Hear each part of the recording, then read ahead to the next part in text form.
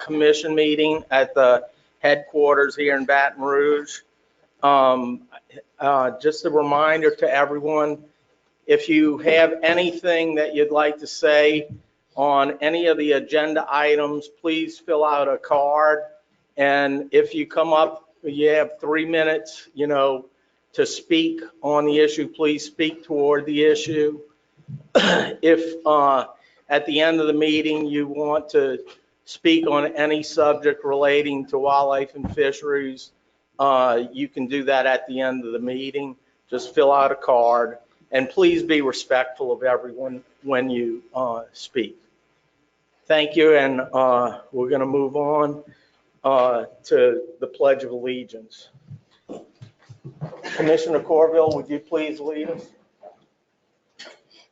Pledge allegiance To the flag of the United States of America, and to the republic for which it stands, one nation, under God, indivisible, with liberty and justice for all. Thank you. Mrs. Falcon, would you please do the roll call? Allison Sarek. Here. Bill Hogan. Here. Jack Corfield. Here. Justin Guidry. Here. Joe McPherson. Here. Bobby Somney is absent. Jerry Smitko. Here. Mr. Chairman, there are 6 commissioners and lieutenants, and we have a quorum. Secretary Monse is also present. Thank you. We'll move on to the next agenda item, which is adoption of the August commission minutes of the meeting. We have a motion by Commissioner Corville to accept it as written, second by Commissioner Smitko. Any discussion here? None. All in favor, say aye. Aye. Thank you. Unanimous. We have to, next agenda item, approve the agenda for today. Motion by Commissioner Hogan, second by Commissioner Guidry. Hearing no objection, all in favor say aye. Aye. Okay. Thank you. Any special announcements from any of the commissioners? Hearing none. Mr. Secretary. Thank you, Mr. Chairman. You know, it's with profound sadness that I inform you today of the death of one of our former longtime wildlife and fisheries employees, Mr. Bob Love. Bob passed away on Sunday, September 1st. He's survived by his wife, Michelle, his sons, Luke and Ben, and 2 stepsons. You know, Bob began his career with the department in 1981 as a wildlife specialist in Baton Rouge District Office for the Wildlife Division. And early in his career, he worked with a lot of game species, nuisance wildlife species, and species of special concern, including alligators. I had a lot of interaction with Bob during my tenure as an alligator farmer and rancher, so I became pretty good friends with Bob. I got to tell you, he served here for 35 years, and he retired April of 2016. So he didn't get to enjoy much of his retirement before his passing away. One of the big things that Bob is going to be remembered for is that he took the lead in the whooping crane repopulation effort and provided the vision to start and sustain the project.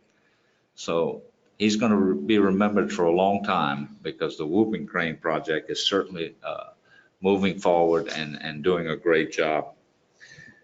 He was a beloved member of the LDWF family, and we're certainly going to miss him. So I wanted to pass that information along to y'all. We're going to forward to you the funeral arrangements in case some of you would like to visit him at the funeral services. With that being said, Mr. Chairman, I have one more thing. I'd like to end on a little more positive note. We had the ribbon cutting in Lafayette Tuesday. It was very, very successful. A couple of commissioners showed up, appreciated them coming to our event. I want to thank again CCA for commissioning a portrait, a painting from one of our local artists.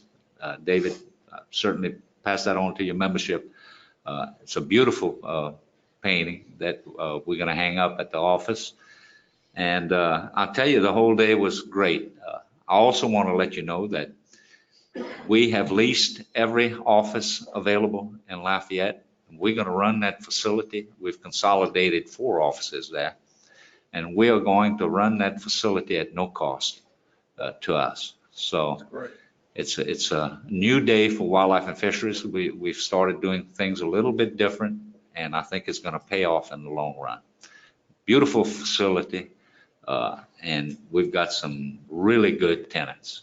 U.S. Fish and Wildlife, Louisiana Department of Revenue. We have the fire marshal there. We have the sheriff's office there. A lot of agencies that we work hand in hand with day in and day out are located there, so it makes it really convenient.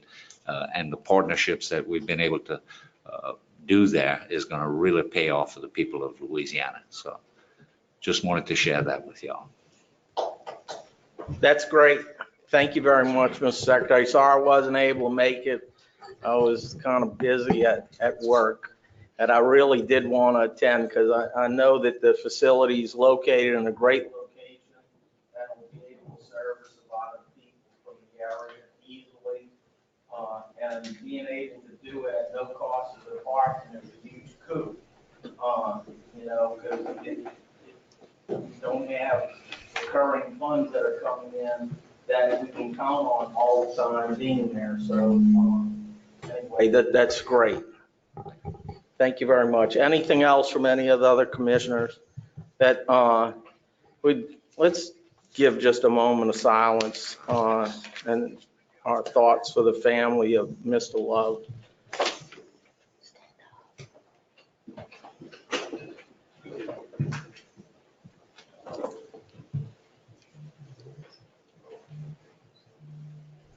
Thank you all. The next agenda item, number 7, is to recognize Sergeant Charlie Farrington as a 2019 Mississippi Flyway Council Waterfowl Protection Officer of the Year, Lieutenant Lynn Kincaid.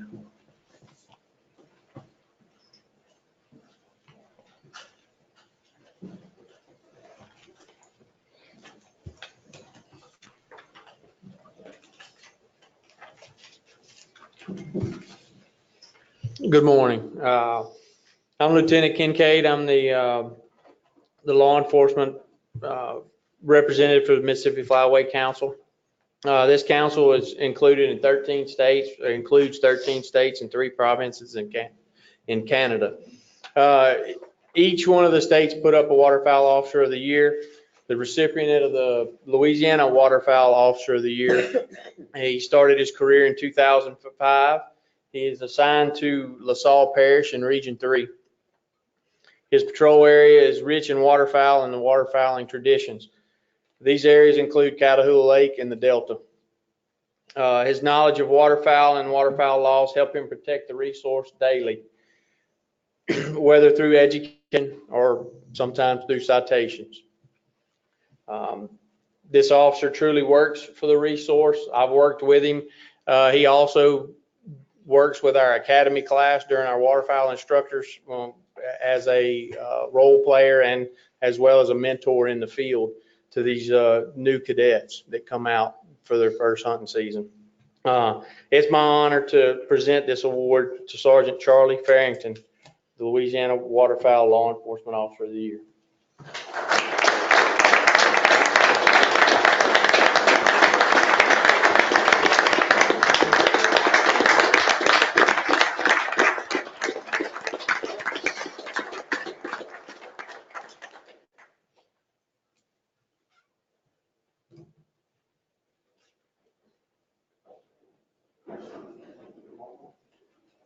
Y'all didn't smile.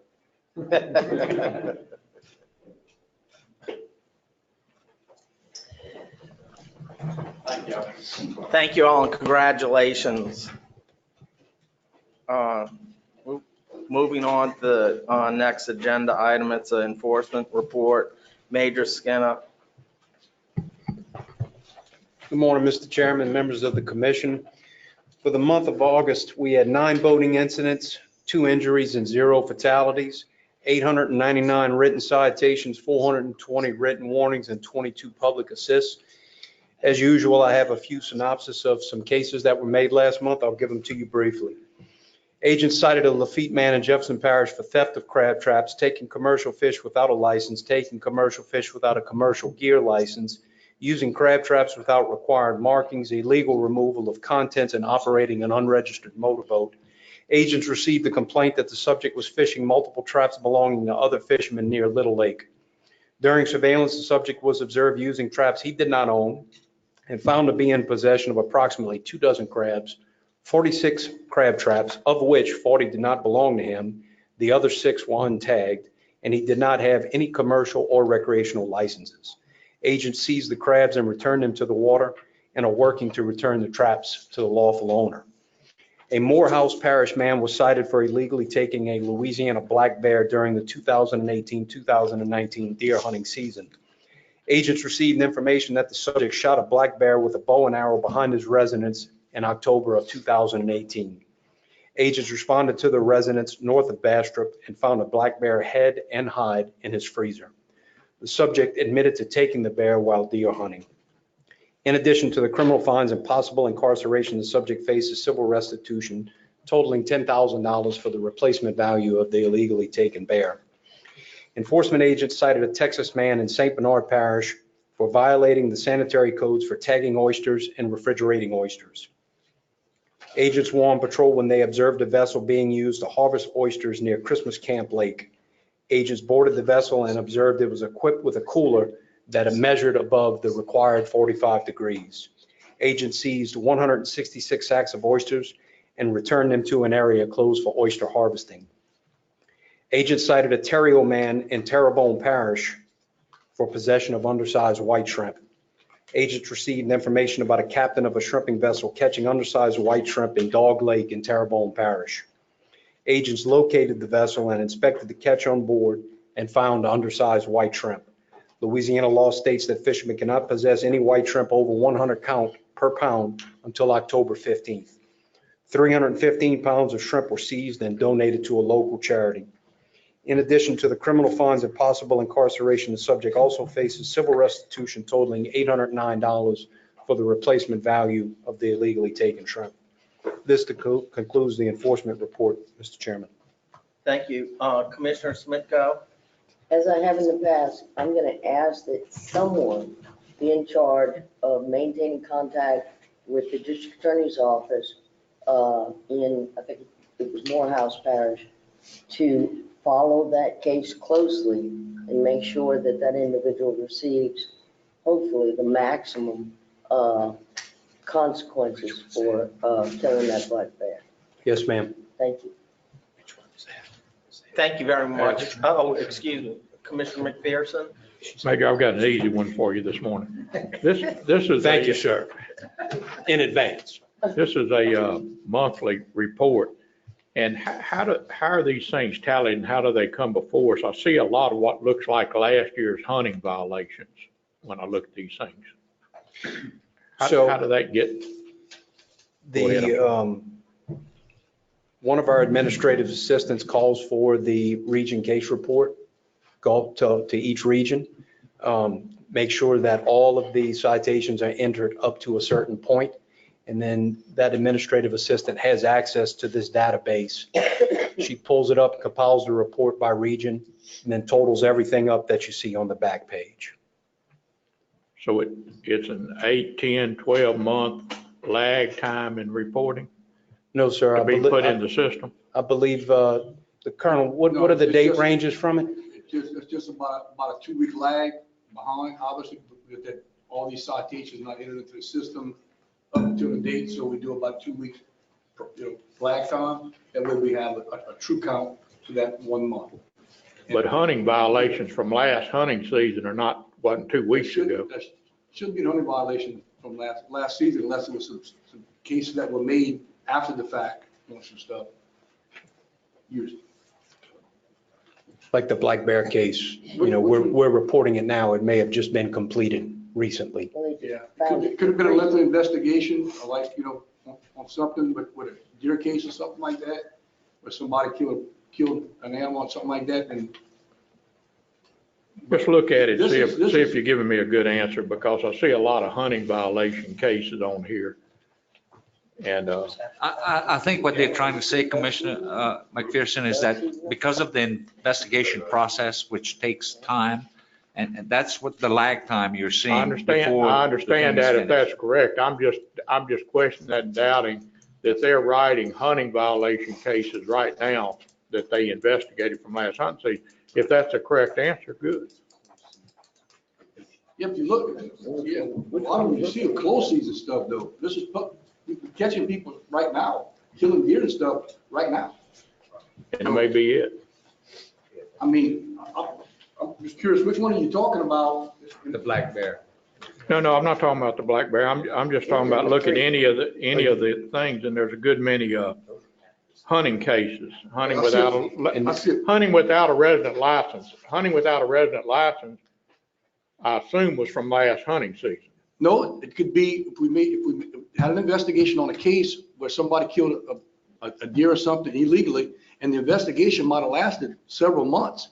When we find out and we can actually prove that the person did that, we probably charge them for not having a hunting license. We can look into the database and find out that person didn't have a license when they killed that deer at night or whenever it was Okay. illegally, and we finally closed the case. We're gonna charge them with all charges that I apply. understand. I'm gonna just take your answer at that all of these cases are current. Absolutely, absolutely. Yeah. Commissioner Smitco? I know manpower's short, but we are having a terrible problem with people commercial crabbing on the reserve in Pointe-au-Tremble. I did have an opportunity to run into Agent Morrison, discuss the situation with him. I'm getting complaints from people in my area. I even got a strong complaint from one of our local judges who likes to crab. I do believe it would probably take kind of an undercover operation to catch these folks, because you have to follow them from catching the crabs to selling them. But it's a problem, and it needs to be addressed. As I understand, it's 3 individuals that are doing it just about, they're doing it several days a week. Yeah. And I have citizens who are complaining to me who would assist in identifying it, so I'd appreciate if we could put some manpower on it. And if you could just ask that we contact our region office and let the captain be aware so we can put some extra patrols in there. I know we had a really bad problem last year in that area, and we actually had some agents working in plain clothes, and we made a number of cases. And like you said, there's like 3 or 4 individuals that are commercially fishing that are going in there and actually trying to run people off and stuff. And we made some arrests on that. But if it's going on again and they could give us some information, a description of a boat, anything, and they don't have to give their name. If they just want to call and say, I got one guy on the phone, he spoke to Agent Morrison, gave him all the information. I just need the manpower. down just there, give Colonel. it to me and I'll get it taken care of. No All right. problem. Yep, Thank you. absolutely. Mhm. Anything else? Here none. Thank you very much, Mayor Skinner. Moving on to agenda number 9, receive and consider a declaration of emergency and amend the 2019-20 deer season in Deer Area 5. Jonathan Bordelon.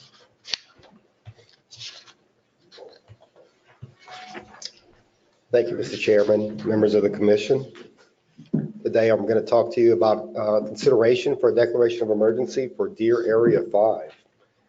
Deer Area 5, as many of you may already be aware, consists of the lower Atchafalaya Basin. So it's bound by levees east and west, and I-10 is its northern boundary. There's some inundation maps that are here. These are estimated water depth, but as you can see, most of that deer area was underwater. The image on the left is at 15, and the image at the left on the right, at 18. So we're looking at 222 and 153 days respectively. And I'll come back to the significance of that in later slides. 20-year flood history, just to give you some, just to give you a baseline of how this year compares to previous years. We look back at 2008, 81 days. That was the previous low for inundation in that area. And it's not necessarily just the number of days, it's when they occur. In 2011, that was a huge flood year too, but only 54 days of inundation. All of those floods, though, they receded by June, so early summer. And the significance of that is in this part of the world, deer fawn pretty late. So we have a late rut, and as a result of that, we have late fawning. So most fawning in this part of the world is going to be occurring in July, late July into early August. So July 15th, another year of significance, and it's significant in the fact that the water that particular year did not recede until August 11th. So that was something that I highlighted, and you'll see why in the next slide. Of course, this year, more or less a record from the standpoint of number of days of inundation when compared to any in the past 20. More than 222 days above 15. So very significant and long lasting. Those waters did not drop below 15 until August the 10th. This is just another graph showing you that both 2015 and 2019, those were pretty extreme years. And we're focusing on summer flooding at this time. And why is that? We're not so worried about these guys here. Adult deer, typically when the water comes up, they're going to head for higher ground. They've been conditioned to this flood response through time. Most adult deer are going to move to higher ground, seek refuge, and once waters recede, they're going to return back to their home range and eat new growth that's emerging after the waters have finally receded. But the folks and the little guys in this picture are the ones we're more concerned about. This picture was actually sent to us from a DMAP club within Deer Area 5, and you can see there's not very much green in that picture. You do see a deer in pretty good shape, and she has 2 fawns, which are great. Of course, that's just one photo, and it does capture some of the conditions that these animals are facing.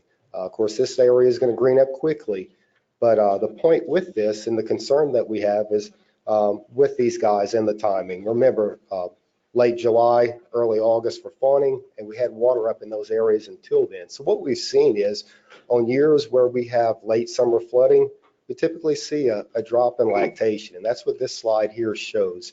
It's a little bit busy. You look at the red line, is basically lactation. We're following that through time. It's bouncing around anywhere from about 51% to about 65%, except for 1 year. That 1 year was in 2015. It drops down to 38%.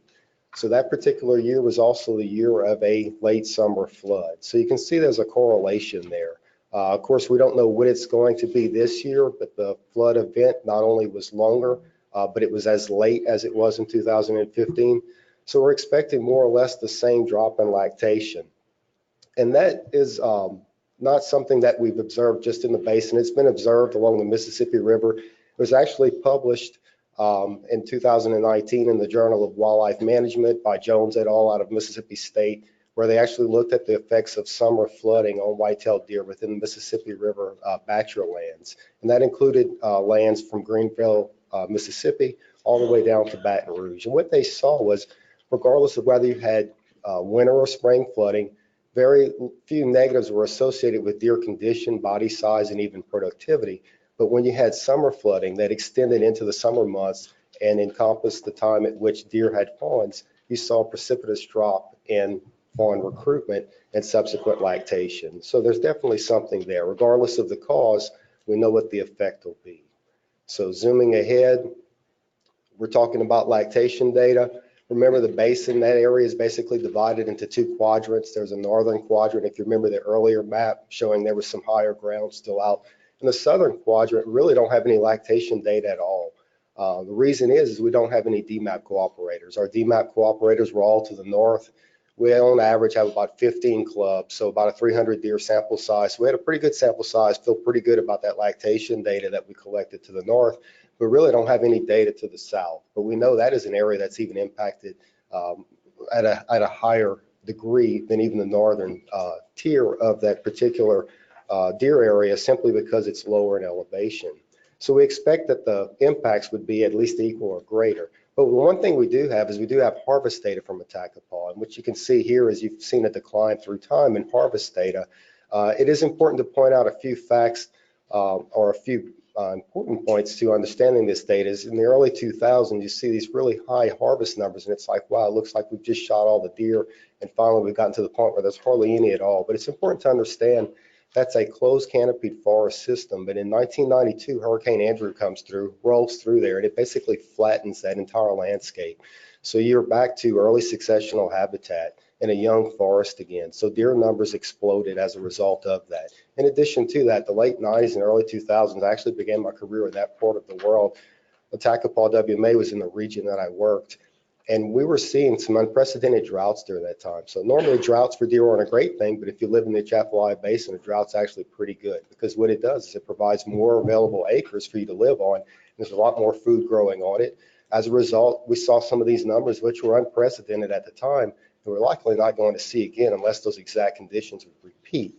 But the point of this slide is to show you that it's a deer herd that's been declining through time simply because of the forest succession. So as the forest shades, there's less plants on the ground for deer to eat. Deer condition diminishes. The number of deer that forest can hold is less. And as a result, the harvest has declined with that.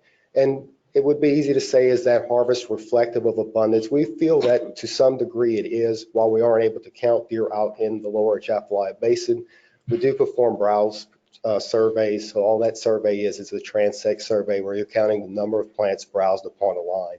And what we've seen through time, at least going back to 2010, just a number, just to throw it out there, the average bite count on the Tacopah WMA was roughly 16 plants per line.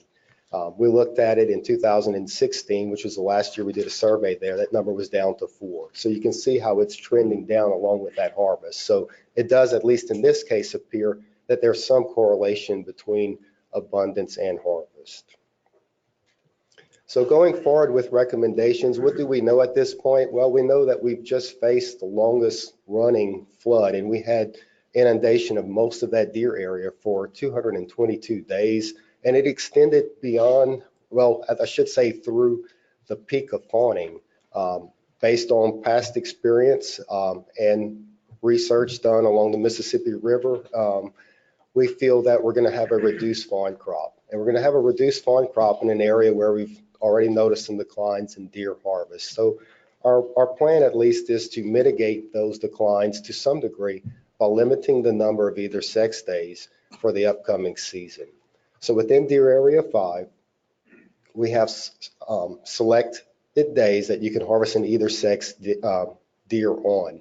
And what we're asking for the commission to consider is to amend the either sex days during the primitive firearm season, November 9th through the 15th, and also the weekends of modern firearm, November 16th, 17th, 14th, 15th, 21st, and 22nd. All other either sex opportunities would be the same. What this would basically do is I'll look back at the previous 2 years. If we would have enacted this the previous 2 years, we roughly would have protected 75% of the antlerless deer harvested each of those years. So if you'd have gone back, and I can only go back those 2 years, those were the only years we were reporting at deer area level. Prior to that, we were reporting at the parish level, and the parishes spilled into multiple deer areas. So I was only able to look at 2 years, but it appears that at a minimum, we would have protected 75% of the antlerless harvest. And again, we're not expecting a lactation rate of 0. We're just expecting a reduced lactation rate. So we want to provide some opportunity and also capture some data, because we will be able to measure what lactation actually is from the little bit of antlerless harvest that will allow, but will at least hopefully mitigate the effects of the flood and reduce the number of antlerless deer harvested to offset that imbalance that we're going to see in 2019, or at least anticipate. So with that, if anyone has any questions, I'd be happy to answer them. Thank you very much, Mr. Bordelon. Any questions from the commission? Commissioner Corville? Thank you, Mr. Bordelon. When's the DMAP sign up cutoff date? Has that come and gone? Yeah, it's come and gone. And so the other part of this is, as I had mentioned earlier, there are some DMAP clubs, mostly in the northern zone of this. So they would be allowed to harvest antlerless deer. However, their recommendation, it's an allocated harvest. So the recommended harvest and tags will be adjusted in light of anticipated declines in For the lactation. properties outside of that, though, they can't come and sign up. Not at this time. Unfortunately, they've missed the boat. The deadline for new DMAP enrollees would have been August the 1st. Along those lines, I don't need an answer today, but if you could share with me those other landowners, if you have that, and that's not proprietary information, I'd be happy to bring that up at another meeting that I attend to encourage those guys to enroll in DMAP, especially if that's a big data gap you have for Area 5. Because I get, for whatever reason, I get a lot of correspondence from Area 5 hunters, and they all are concerned about where the deer herd is going, and if there's an opportunity to gather more data.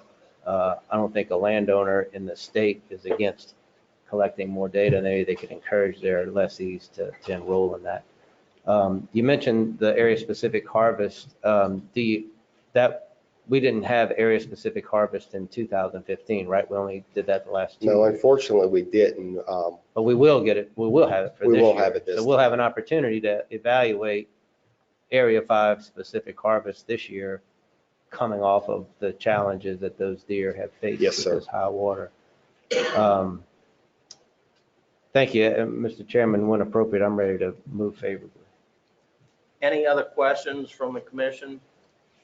We have a public, a comment, someone who'd like to speak, Mr. Edward Richard. You please come up and speak to this issue. Let us know your name and address for the record, sir. I'm Edward Richard. I live in Plaquemine, 30775, Highway 75. I just want to say I'm in favor of this, and I was aware of this through notifications ahead of time, and I talked to a few people, and the majority of the people I talked to are in favor of this proposal that Mr. Bordelon put out. Thank you very much, sir. With no other comments and no other questions, Commissioner Corville makes a motion to move forward this favorably. Second by Commissioner McPherson. Any hearing, no comments? All in favor, say aye. Aye. Thank you very much. Passed unanimously. Commissioner Corville. Thank you, Mr. Chairman. I guess there'll be some outreach, obviously, with this change, kind of fairly late season, maybe in some of the area stores and that kind of thing, just to get the word out. Fortunately, Mr. Bordelon has done obviously a good job reaching out to some folks. But if we could make that effort, whether it be flyers or whatever, so people know about this change, that would be great. Thank you very much. Moving forward on to agenda item 10, receive a presentation on the migratory waterfowl status for the 2019-20 fall season. Mr. Larry Reynolds. Good morning, Mr. Chairman. Good morning, sir.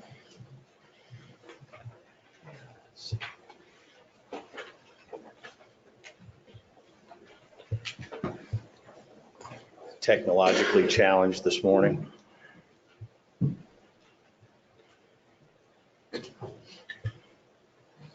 All right. The teal season is upon us. Not that the conversation about ducks has waned much at all this year after the difficult duck season last year. I'm here to review the population status, talk about the effect of that status on hunting regulations, primarily for next year, because we've already set the seasons for this upcoming season, and then to give you a couple of updates on things that will be on your plate come the notice of intent early next year. The first thing I'm going to do is review the status report. We used to do that with a nice video, but the Fish and Wildlife Service has quit producing that video, so you'll have to hang with me. All the information in this report is developed from the Waterfowl Breeding Habitat and Population Survey. Hundreds of thousands of miles of transects covering over 2 million square miles of breeding habitat to generate estimates of habitat conditions and population size. Survey's been done since 1955. It remains the largest, most statistically valid and scientifically sound wildlife survey on the face of the earth. And one of the first things we get from that survey is this qualitative look at the breeding habitat conditions. What you can see is all of that blue at the southern end of the breeding grounds that are important to Louisiana, southeastern Alberta, Saskatchewan, southwestern Manitoba, down through the Dakotas. But it's pretty much a mixed bag compared to last year. You can see this is what it looked like last year. This year there's much expanded blue, but also expanded red. And as you look into the important breeding habitats of southern Saskatchewan, northern North Dakota, it's actually a little drier. In fact, we've got lots and lots of water in South Dakota. As we get into North Dakota and Saskatchewan, it's substantially drier. Our guys had trouble catching enough adult blue-winged teal to put radio transmitters on 2 weeks ago because of the dry conditions. So how does that manifest itself in the total pond counts? The pond counts are similar to what they were last year and right about the long-term average. As you can see, there was a 36% increase in the north central United States and a 22% decrease in Prairie Canada. For ducks, the duck population declined another 6%. We're now slightly below the North American Waterfowl Management Plan goal, but still about 10% above the long-term average. Not all species respond the same. We've got 9.4 million mallards, about the same as last year, 19% above the long-term average. Gadwalls increased 14% this year, remain 61% above the long-term average. Green-winged teal, these are species important to us here in Louisiana. Same as last year, about 47% above the long-term average. Blue-winged teal continued their decline. As we've talked a number of times at these meetings, waterfowl populations don't really vary strongly year to year. They tend to trend in a direction, and that's what's happening with blue wings. Declined another 16% from last year and are now similar to the long-term average. Shovelers, down 13% from last year, still 40% above the long-term average. Pintails, an important species to us and a species with a separate harvest strategy, similar to last year, 42% below the long-term average. Redheads, we enjoyed record high populations of redheads for 6 or 7 years, and now their populations are declining to about the long-term average. Canvasbacks holding steady. This is kind of the big story. Scaup declined another 10% from last year. They're now 28% below the long-term average and have crossed a threshold that will force us to reduce harvest opportunity in the 2021 season. We can't monitor wood duck populations using aerial surveys because they're wood ducks. They live in the woods. We can't see them. And so we monitor their population and their status with banding data. Now, I was in Duluth, Minnesota for a week, and then in Winnipeg, Manitoba for a week. I've only been back for a few days. So I haven't updated the bar on this graph, but last year the kill rate of adult wood ducks fell from 16.9% to 10.7%. The kill rate declined 37%. Now that's bad news for duck hunters because it meant poorer hunting success. But our decision rule for the third bird in the bag limit for wood ducks is predicated on the kill rate remaining below an allowable kill rate of 16.6%. And as you can see, in the last 10 years, the 95% confidence limit of our kill rate estimates have exceeded that that value. And last year, well, I should say season before last, was the first time that the kill rate estimate itself exceeded that allowable. And so there's been discussion about us having to revisit the third bird in the bag. But last year, that kill rate fell to the lowest level since we've had a 3-bird bag. It brings that average down to about 14%. But more importantly, we got some information that our band reporting rates are likely higher than we thought they've been. And when the band reporting rate is higher, it leads to a reduction in the adjustment for band reporting. And thus, these harvest rates, these kill rates that we've seen for the last few years are likely overestimated. And so it looks like we're pretty comfortable with the 3-bird bag for wood ducks into the foreseeable future. Mottled ducks, the annual bad news.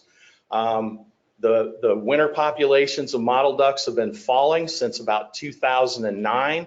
I know this is a busy slide, but I've included our population targets, 105,000 in the western Gulf Coast, of which 70,000 in Louisiana and 35,000 in Texas.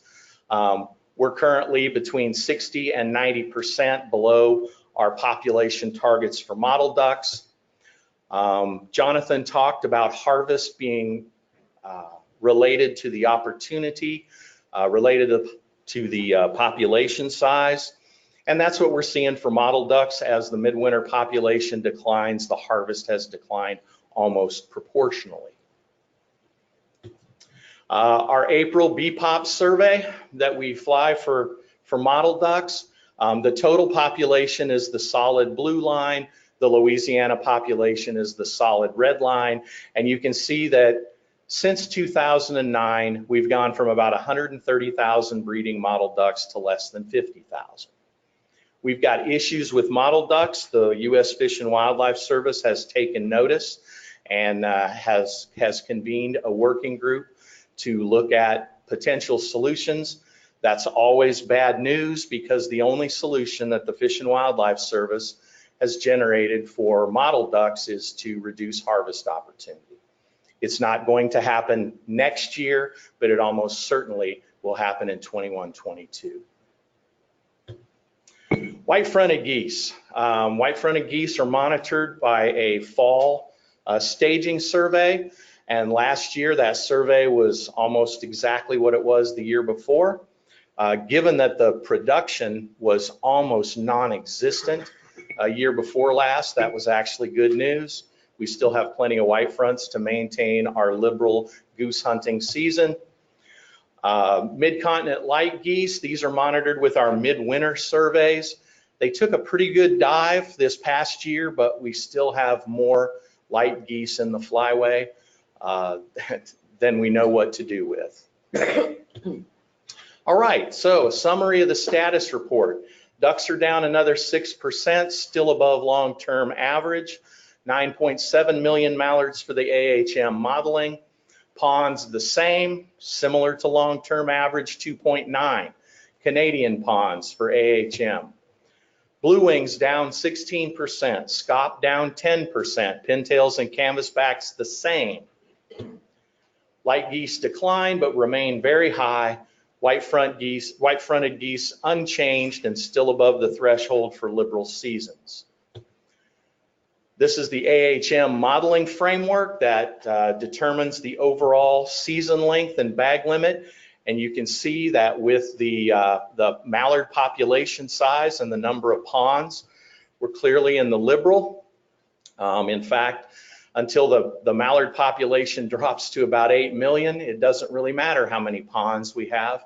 We'll still be in the 60-day season alternative. What does that mean for 2021? We'll have a 16-day September seal season with an estimate of 5.4 million. We need 3.3 million blue wings to have an open teal season. From 3.3 to 4.7, it's a 9-day season. Above 4.7 million, it's a 16-day season.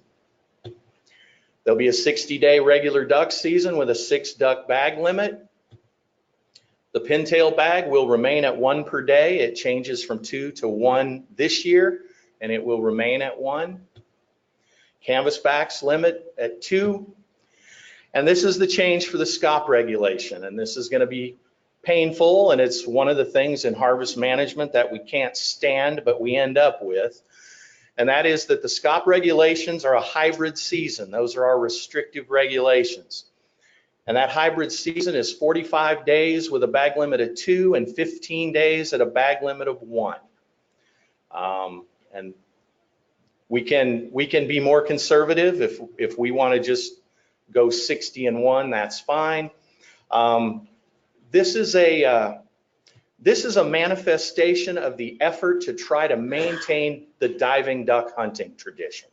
SCOP are extremely important to the diving duck hunting tradition in a number of states in the Mississippi Flyway. And diving duck hunters will go in the field for 2, but not for 1. And so that is why this regulation is kind of, what's the word, wonky. Goose regulations unchanged. So these will be sort of the frameworks that we'll be talking about come January with the notice of intent. What else is up for 2021? I talked to you last year about some proposed legislation that was modified, altered, lumped with other legislation. And in mid-March, the Dingle Act was signed into law. It has dozens of components, but the one that we're going to talk about is that the Secretary shall allow states to select 2 days for youths and 2 days for veterans, as defined in Section 101 of Title 38 of the U.S. Code. And members of the armed forces on active duty, including members of the National Guard and reserves on active duty, other than for training to hunt ducks, geese, swans, mergansers, coots, moorhens, and gallinules. And so, a state may combine the 2 days allowed for youths with the 2 days allowed for veterans and members of the armed forces. A state cannot have more than 4 additional days, and these days are outside of the 60-day hunting season. We already have 2 days set aside for youth. This provides additional opportunities for veterans, active military, and National Guard. And so this will be a consideration for you in the notice of intent. Some states were proactive and, for example, Alabama and Arkansas and Mississippi have already provided these days. Other states considered it and decided not to, that it was preferential treatment that they didn't want to have to deal with in the future. And then other states like Texas and us, our seasons had already been set in the process by the time this law was signed into law, and so it wasn't considered. So this will be our first consideration of it in the upcoming notice of intent. What else is up for 2020, 2021? Zones and splits, our favorite subject. Every 5 years, we have the opportunity to change our zones and splits options, and that opportunity comes up in 2021. So why am I talking to you now? Because the options may be expanded to include 2 zones with 2 splits. Currently, our options are 4 zones with straight seasons, 3 zones with split seasons, or if we want to split the season twice, like Arkansas and Mississippi do, we have to go to statewide seasons and give up our zones. And so at the most recent Flyway meeting, we passed a recommendation that the Fish and Wildlife Service allow an additional option, that we could have up to 2 zones and split the season twice. That way we wouldn't have to lose our east and west, our Mississippi Alluvial Valley and Coastal Prairies and Marshes zone divisions for the opportunity to split the season twice. And a decision's needed by May of 2020 because your zones and splits options have to be included in the framework considerations which come before the notice of intent. So we have to do this a year in advance. We also passed a recommendation at the Flyway Council that May is too early. They don't need 18 months to decide on these options before we can implement them. And so we've radically asked for 2 months longer to be able to make this decision in July. Why? Because that would allow us time through the notice of intent to have public meetings, conduct some workshops. This year is our 5-year large-scale waterfowl hunter survey that will be going out in March. And so that will give us time to evaluate hunter opinion regarding this before we make our proposals. All right, I've talked about what the status is this year and where we're going with that next year. So before I talk about this season, I have to say a few words about last season. And I'll just say it was awful. All the numbers point to it being a sort of a watershed year for the state of Louisiana. Our harvest estimate was 506,000 ducks, which was 53%, less than half of the year before, and our lowest since 1988. We're the 5th highest in the nation behind California, Arkansas, Texas, and Washington. Louisiana is not used to being 5th in the nation in waterfowl harvest. But more importantly, as I'll explain later, our hunters averaged 13.9 ducks for the hunting season. That was 40% lower than last year and the lowest since 1993. And in 1993, we had 30-day seasons with 3 duck limits. It's the 7th highest in the nation behind those Pacific Flyway states that have 107-day seasons and 7 duck limits, and then Arkansas and North Dakota. But all that requires perspective. And this is something that's always lacking. It was an awful season everywhere. And what I've done, I know this is a busy slide, but that's why I've got the red and the blue to give people perspective that only the state of Iowa saw an increase in their harvest last year. And look at some of those decreases. We were down 53%. Mississippi, 42%. Missouri, 35%. So lots of poor duck hunting up and down the flyway. But more importantly, for reasons that I may explain later, the per hunter changes. Every single state saw their hunters be less successful. So even though Arkansas was even with the board, they killed 1 million birds both last year and the year before, their hunting success dropped 14% per hunter. Mississippi, almost 40% like us. Illinois, Alabama, Indiana, Ohio. So up and down the flyway, the hunting was extremely poor. How poor was it in Louisiana? This is our harvest trend since the year 2000. But I don't like this graph because the harvest data is a compilation of both our hunting success and our hunter number estimates. And we've been suspicious of the hunter number estimates since about 2013 because they don't track our license sales in a realistic way at all. But this I do trust. This is the hunting success of those hunters in Louisiana that participated in the harvest survey. And you can see that in the 4 years, 2010 to 14, our hunters were killing between 25 and 30, and now we're down between 15 and 20 the last 4 years. Why? We'll take a look at the age ratios in our harvest. Reproductive success on the breeding grounds means a lot, and it means even more to the southern states than it does to the northern states, because the northern states get the first crack at the young, dumb animals. And if reproduction is poor, there aren't many of them left by the time they get here. Now look at those harvest age ratios. That's the proportion of immatures to adults in our harvest over the last 3 or 4 years compared to what it was 2010 to 14.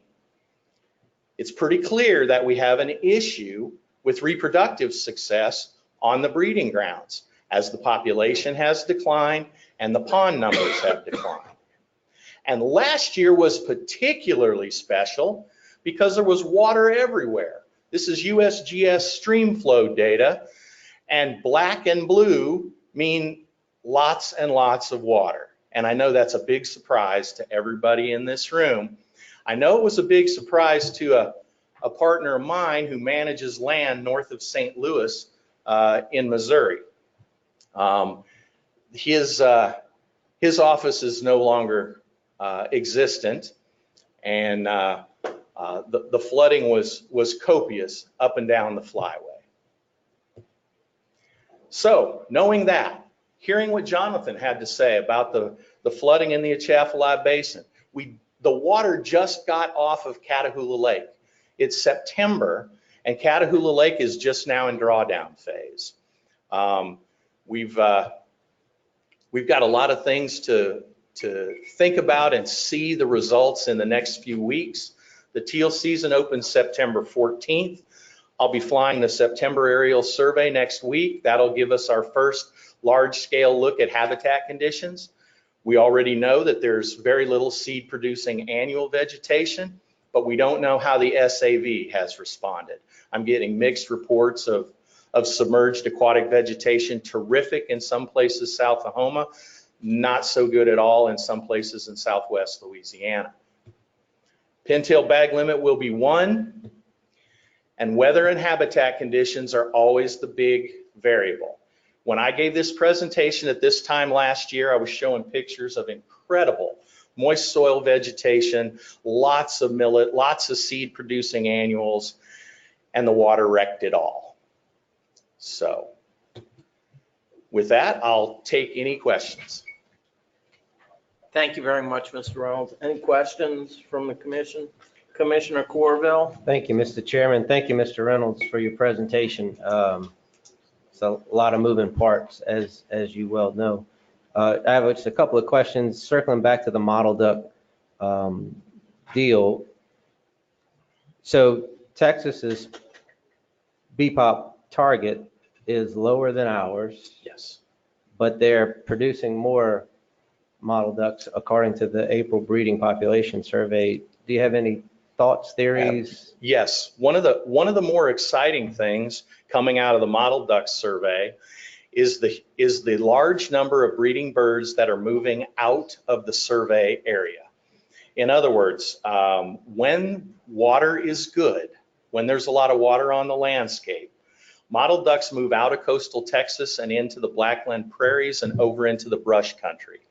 And it's only been the last couple of years that we've made some experimental flights into those areas. And so you also notice that the confidence limit of those estimates are much, much, much larger than they are for us. And that's because of the larger number of mottle ducks that they're seeing in these, what we consider to be non-traditional habitats. Non-traditional because we haven't been flying them. In fact, this year, because what's the first question? Are you sure they're mottle ducks? Could they be Mexican ducks? And so this year, we're actually going out and making a dedicated collection and doing the genetic work to make sure they're mottle ducks. Texas has got that kind of money, I guess. Next question. Along with that habitat expansion in Texas, did we not see any other opportunities for our Louisiana birds to do that? Or you feel like the survey area for Louisiana is exhaustive enough where you're catching the pasture areas, that mottle duck hump up to Eunice, all of that still included? So our mottle duck situation is going from bad to worse. Yes, it is. With habitat uses on the landscape nowadays. Are there any theories or suggestions or land recommendation changes that are coming out of this data? Not yet. I'm trying to get some traction on this issue.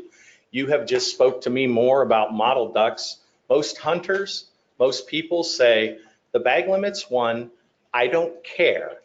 Get busy trying to figure out how to bring more ducks to Louisiana.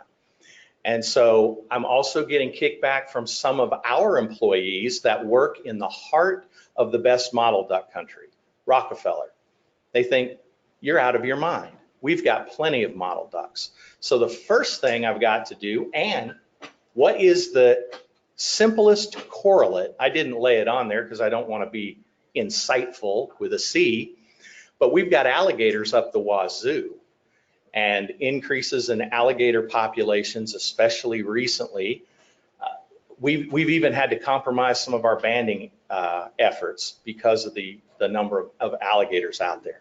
So I'm trying to get some traction and learn about the habitat changes, what we can do. I would love to do a demonstration project. I'd like to take a piece of ground and model and manage it intensively, including predator removal, to see if we can generate a plan for model ducks. Right now, the conservation plan for model ducks looks a lot like a generic dabbling duck management plan. And so we've got radios on nesting hens, trying to learn about their habitat use in a way that will allow us to generate these recommendations that you're asking for. On that demonstration area, you're looking at marsh, grazing lands, or ag, or all of the above? Anywhere I can get some traction. Well, for whatever it's worth, Oh, I know. Anyway, we'll move on from that. But the thing that spooked me the most is when you brought up Fish and Wildlife Service and where they're heading for 2022. We're talking about seasons within a season. Yes. Ridiculous scope thing that they offered. Yes. I mean, that's the route we're heading with Fish and Wildlife Service guidance, Yes. right? Yeah. Wow. Congratulations, us. The last thing I had, how you and I have shared the concerns about license sale numbers and hunter numbers that the Fish and Wildlife Service are reporting. How do you suggest, and I'm not going to ask you to really get down in the weeds on this for fear of where it might go, how do we fix potentially what's wrong with the Fish and Wildlife Service system? I mean, there appears to be an obvious issue there. Do we have any ideas on how we get the service's attention on perhaps righting a wrong or making sense of all of this? I think where we're going with it is fixing HIP. HIP is a program that's done differently in almost every single state. We have issues with third-party registration in that the registration questions are not being asked. The variability in the number of HIP registrations coming from the state, because that's really what HIP is, right? HIP is simply a set of names and addresses that everyone that hunts migratory birds is supposed to provide when they register for HIP, and a set of registration questions that goes to the Fish and Wildlife Service that allows them to make their sample, to get a sample of hunters. And so that has been a problem for a lot of years. There's a pilot study that will be implemented next year that Louisiana has volunteered to be part of that is looking at fixing that part of it. Now, how much of the estimate of waterfowl hunters, how much of that will be fixed by it, we don't know. We don't know until the sampling frame is correct. But at this point, our license structure, as I informed you earlier, I have given a presentation to our Hunter Ed group that I have no idea how many waterfowl hunters there are in this state because of our license structure. Back in 1999, well, let me just flip through this quickly because I think this is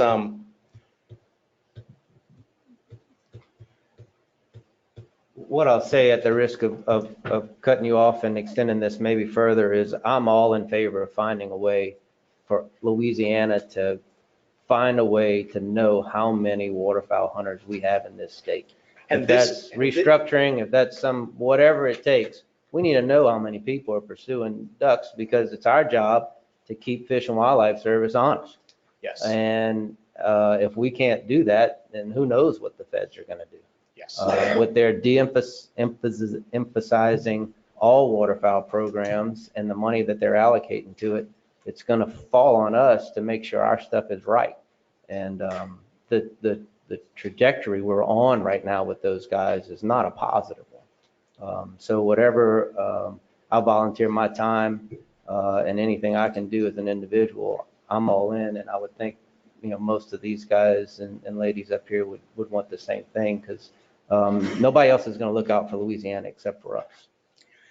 That's right, but it depends on what you're looking out for. Everything. Like if you look at our licenses, in 1999, we sold 102,800 state duck stamps, and we had 5,300 lifetime license holders. But now, 20 years later, we're selling about 46,000 duck licenses, but we've got 54,000 lifetime, 126,000 senior licenses, 10,000 Sportsman Paradise licenses, and all of those guys can hunt ducks. But we have no idea how many of them there are. And so because of this license, and for me to get those state duck licenses, I had to pull 8 or 9 separate privileges: military duck, student duck, native Louisiana duck. We have all of these duck licenses to get to here. And so if the goal is to sell licenses, not track hunters, then we need to focus on HIP. Because if you go to Arkansas, every duck hunter has to buy a state duck stamp. Doesn't matter what kind of license you have. So you've got something that tracks hunters. In Missouri, it costs $6 for you to register for HIP. So people that don't need it, don't buy it. You don't have deer hunters getting HIP registered. And so there are ways we can do this. And because HIP is the one thing that all migratory bird hunters are supposed to do, that's where we need to focus our effort, in my opinion. I would like for you guys at some point in advance of next year to come up with something for us to look at, because it's on us. I mean, service isn't going to look out for us. Thank you, Mr. Reynolds. I appreciate it. Thank you very much, Commissioner Corville. Any other questions from the commission? Hearing none, thank you, Mr. Reynolds. We have one comment card from Donald Lacoste. Would you please come up here and state your name and address for the record? Good morning. My name is Donald Lacoste. I'm at 6070 Legion Road in St. Gabriel. I'd like to commend Mr. Reynolds on an excellent report. I agree wholeheartedly with the option of 2 zones, 2 splits, and do away, so that we do away, or if we could do away with all the different zones, certainly 2 zones as opposed to 3 or 4 is an improvement on that, in my opinion. I think that creates less pressure on the ducks by splitting it up like that. I gave Mr. McPherson a thumb drive some months ago. A group that I'm with and looking at some of the study and information has put together some of this information, some of which Mr. Reynolds discussed. You can look at this at your leisure. I would appreciate it if you would. It's an MP4 video, and it does have one slide on it that does some projections on the number of duck hunters Mr. Reynolds referred to in the state of Louisiana, because it's a severe problem being able to identify it. Bottom line is the harvest is down. I got something from a biologist out in California who said our harvest in Louisiana from 2014 to 2018 of waterfowl ducks was down 63% in that time period. We're not going up, no matter whether the duck population goes up or down. It's our belief, it's my belief, that we're not getting enough ducks down here to harvest. And I think there's no question there's a reduced number of people out in the field attempting to take those ducks. There's no motivation if you're sitting in a blind and you don't see anything. What the commission can do, what the secretary can do, is going to be limited somewhat, but hopefully the Attorney General can look at something and some of these problems we have with Fish and Wildlife Service on a national level. Thank you for your time. Thank you very much, Mr. Mr. Chairman, I need one more bite at the apple real quick at Mr. Reynolds. No, I'm sorry. Commissioner Corville. It's a short answer. Commissioner Corville. Mr. Reynolds, could you tell us when the service is going to tell us if 2 zones, 2 splits is an option? I know we have a certain deadline that we have to make our decision, but when are we going to know if that is an option? I know they're considering it now, but I don't think I've picked up on when they are going to say, yeah, you can do it. The Service Regulations Committee meets in October, and the proposed framework regulations are supposed to be published in December. So by I should January know, 1, I we should should know know. by the end of October whether they say yes or no to the expanded options. Can you share that with us when Sure. when the Almighty Service lets us know? I'm going to have to, because it's going to have to be incorporated into the notice of intent discussions and into the waterfowl hunter survey. Thank you. Excuse me, stay up 1 second. Would it be helpful for the commission to send a letter with our opinions on what we should do, what we shouldn't do? I actually included that in the recommendation that was passed by the Flyway Council. Before their meeting? Mhm. So, They know that we're sort of on record as. Yes, you are. For 2 zones, 2 split. Yes. okay, I Okay. think we did that a few months back. okay, thank you. Okay, moving on, no other issues on 10. We're on to 11. Receive an update on the 2019 recreational red snapper season. Mr. Jason Adrians. Thank you, Mr. Chairman, Commissioners.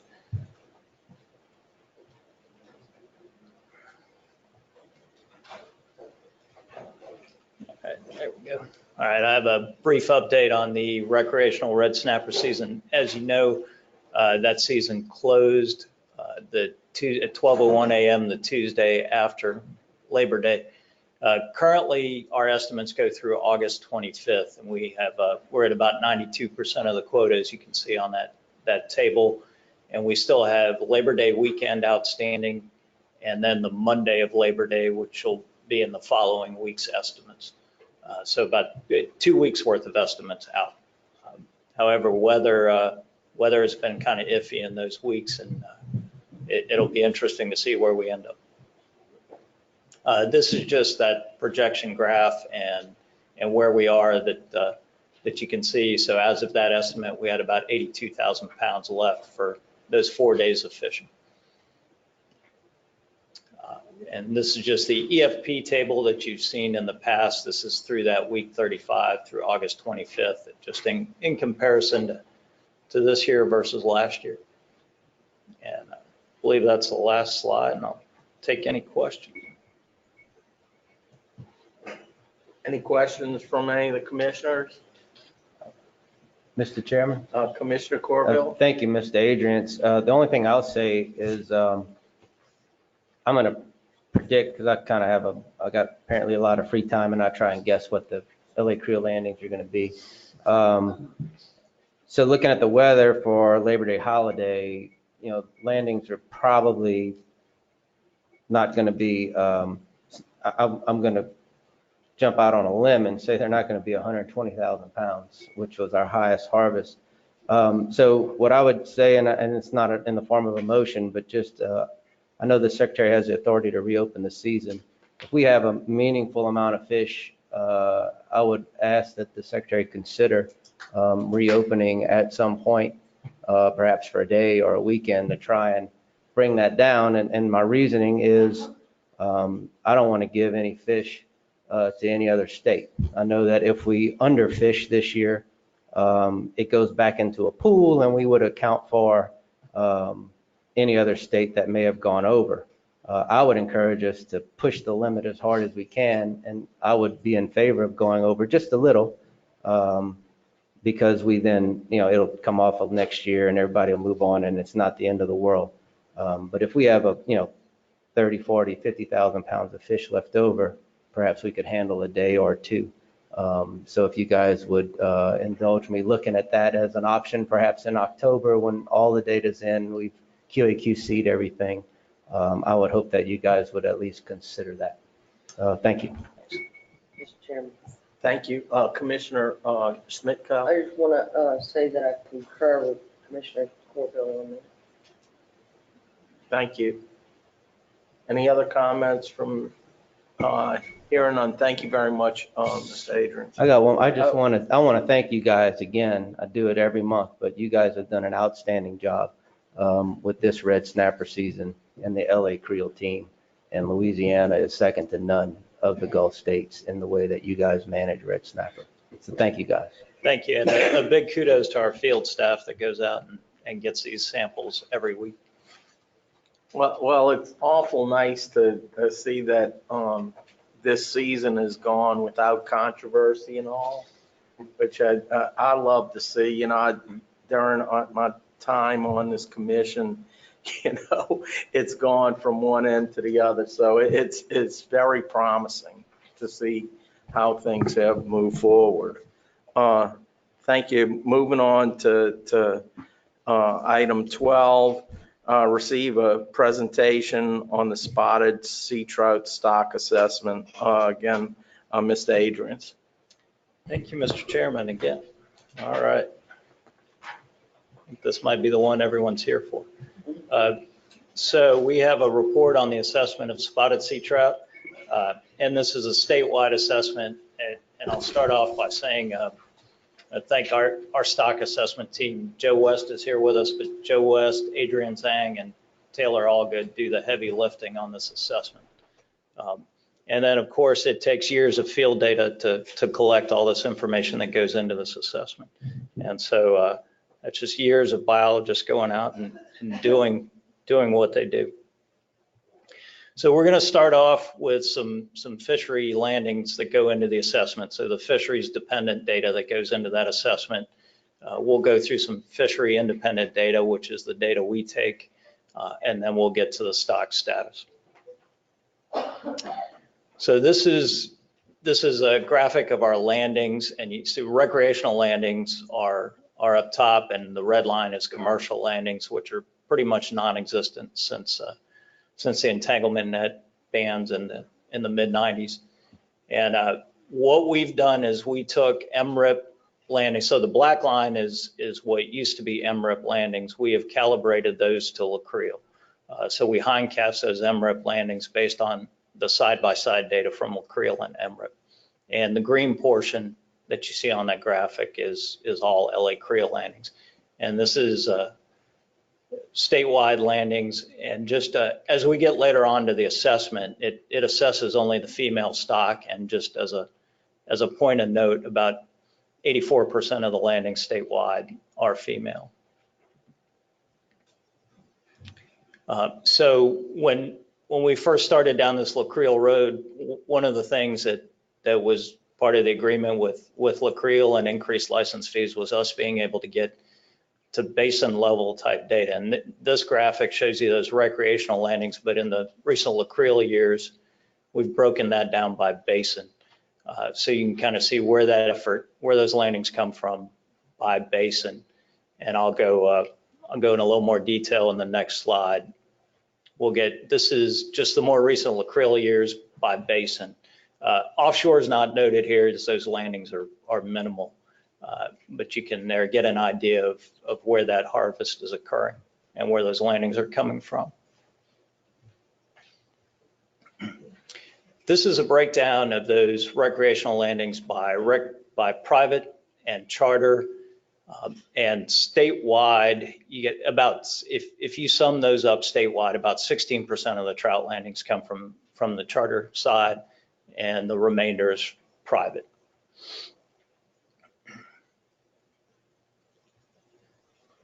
So age composition in our landings, you can see that over time, those ages, we've started seeing younger and younger fish in the landings, and those age, you can see that drop in those age 2, and we've kind of trended to more age 1s, less age 2s, and those age 3 and older down there, that blue line.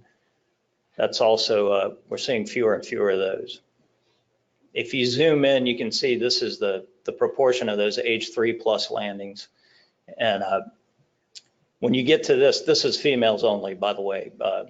When we saw the overall landings, it was all fish. These age proportions are females only. You can see we had been hovering somewhere there between 5 and 10% or over 10, and now we're down under 5. So we're seeing younger and younger fish in the landings. If you look at those age proportions of those older fish by basin, this is what that would look like. And Vermilion's not shown in here because those samples, there's such a small sample size, it's really noisy if you plot it on there, and it's a minor amount of the samples. But you can see those basin trends compared to the statewide trend.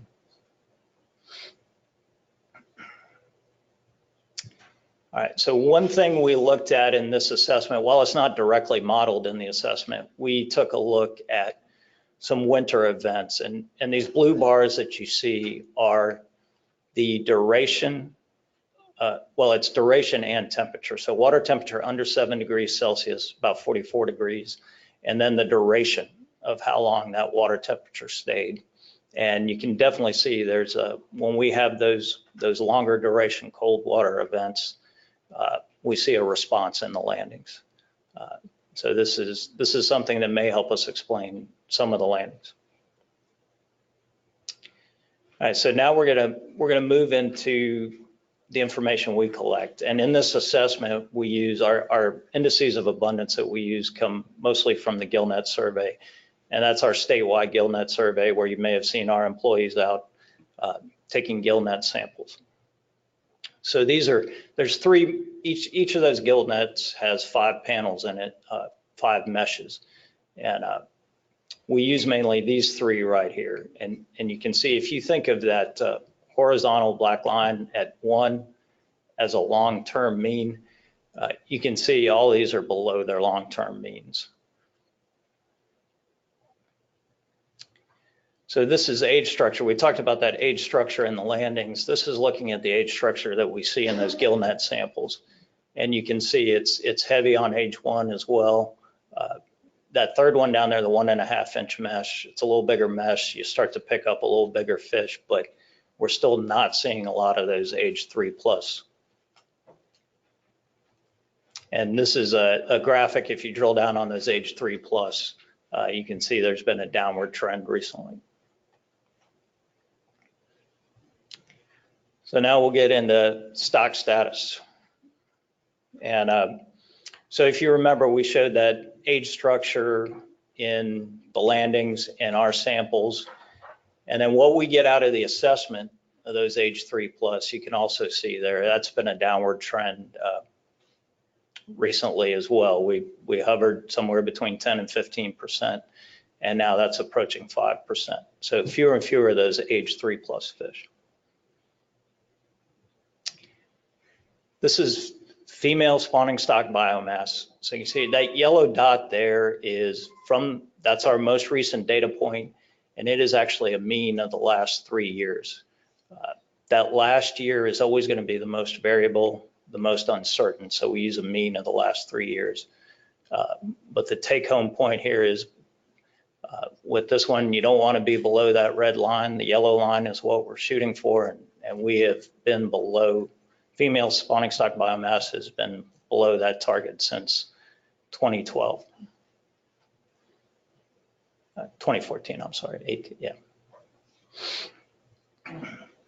This is spawning potential ratio. So if you're looking at the current number of mature females in the population and you related that to if it were an unfished population, the amount of mature spawning females there, what is that ratio? And you can see once again, we're below our limit there.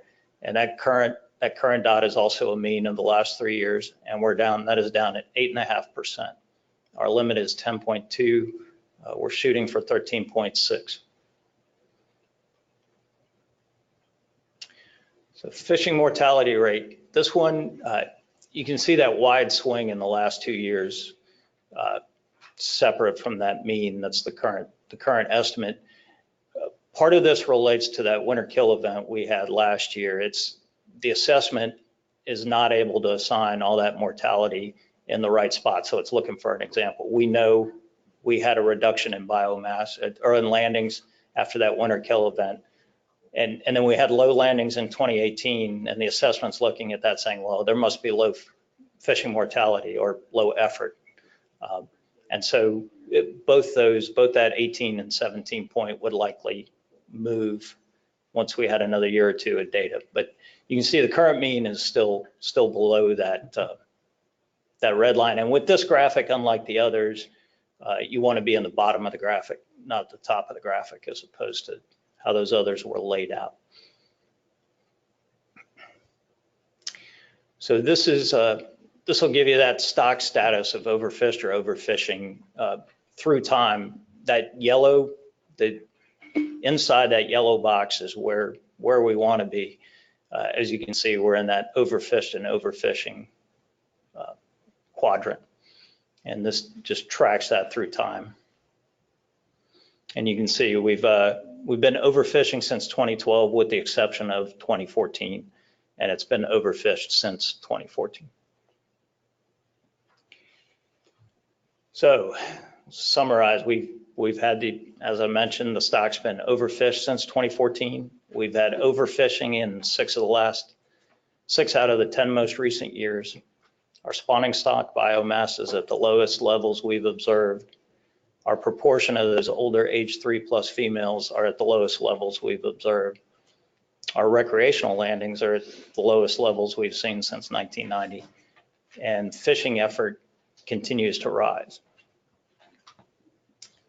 So what are some next steps? We're going to come back to this commission with an analysis of potential management options to improve the status of the stock.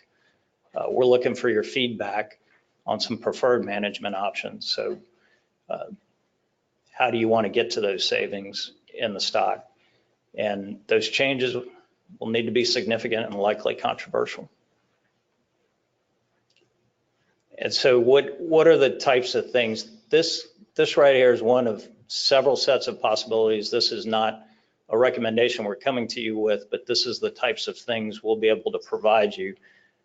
This is a set of projections based on recruitment in the recent decade, winters, how they've been in the recent decade, and percent savings that yield a certain, and the projections out with those percent savings, and how you get there is, there's these options available to you. There can be creel limit reductions, minimum length limit increases, harvest slot limit implementations, closed areas, closed seasons.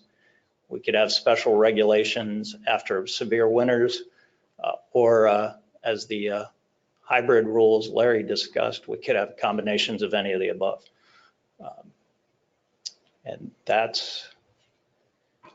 I'll take any questions. I'm sure there are some. Thank you very much, Mr. Adrian. Any questions from the commission? Hearing none. Giving everybody else. Thank you, Mr. Chairman. Mr. Adrian, on your age composition slide where you had age 1, age 2, and age 3 fish, what year sequence did that come from? I don't have a slide. No, I'm sorry. That's the pooled data from back in the 80s through present. So 80s to present, this is a. Yeah, let me pull that slide. Yeah, that one got me real stumped. But there's a bunch of them in here. So are you looking at the population? Okay. In the landings or the gill net? This one? Yeah. Okay, the gill nets are 86 through 2018. 86 through 2018. Yeah. So over that whole time, you're seeing a lower age 3+ fish? So if you look at this, it's kind of bounced around. Now, this is just the more recent in this graphic out of those gill nets, the more recent time frame. So you can see it kind of bounced around, but in the recent years, we've had a downward trend. How do we explain the upticks in 2010, 2013, and 16? Just natural variability in those samples. So we have, we don't have no biological, no weather, no guesses why they go up? I'd have to look back at those years. I don't need an answer right now, but those are the things, yeah, it looks bad right now, but it's looked bad in the past too, and then for whatever reason, we don't know why. Well, the key is we're seeing that trend everywhere, not just our samples. We're seeing it in the landings, in the population estimates from the assessment. That trend is continuous through all that data. So in the stock status portion of this, I see on spawning potential ratio, 1990, it looked fairly dim, if you will. And then for whatever reason, it started to trend back up and we got above the magical yellow line. Do we have any theories why that happened? Or these are factors, I mean, I guess my question is, what was the limit in 1990? Yeah, so the regulation, 87 was the 12-inch and 88 was the 25 bag. 88 was 25? Yeah. Prior to that, we were at Prior to knock that, yourself out. you had no length limit, and for a while you had the 50 combined redfish and trout. And then after that, it seemed like we did okay, and then all hell seems to have broken loose after 08-ish. Yeah, and as you notice, that fishing mortality, that's been steadily increasing over time. I believe that's from the 90s, about a 25% increase. I was going to ask you in that regard, do you have any licensed sales data for private wrecks and charter boats that you can show a trend? Is it going up, down, flat? It gets a little tricky, just like with what Larry showed and the lifetime licenses, the sportsman licenses, and all the licenses that have saltwater privileges. If you look at just in recent years, the resident saltwater licenses, that's kind of bounced around an average at 250,000. Some years lower, some years higher, but you have all these other licenses that have saltwater privileges. The 3-day charter, for example, that people can get, that one's continued to incline pretty dramatically. And then as far as guide licenses, that one's been a fairly steady increase to around 1,000. It's increased over time. I guess what I'm struggling with, and it may take decades to get me to understand all of this, but so we're saying that fishing effort continues to rise. So is it the same amount of people just going more often? It's just, there is more fishing effort. How that may be occurring, whether it's easier access with bigger boats, folks are fishing harder. We're just seeing more fishing mortality. So, but all of the data I've seen prior to this, I don't see it in here, the average number of fish caught ranges between 5 and 10, right, per trip? Yeah, we haven't run that new bag limit analysis yet. That'll come in the next presentation. I'd be interested to see that. And we'll have that sort of information for you. Yeah, most anglers are not reaching 25. So, all right, I'll thank you, Mr. Chairman. I'm as confused as I was when I started, but thank you. very much, Commissioner Corbell. Commissioner Smith. What's the average lifespan of expected sea trout? We use, in this assessment, we use 10 as the max age. But as you can see with that proportion of the population in those earlier slides that are 3+, we're probably not getting a lot of individuals to 10. You probably what? We're probably not seeing a lot of individuals out to 10. Okay. Yeah, and have y'all attempted at all to correlate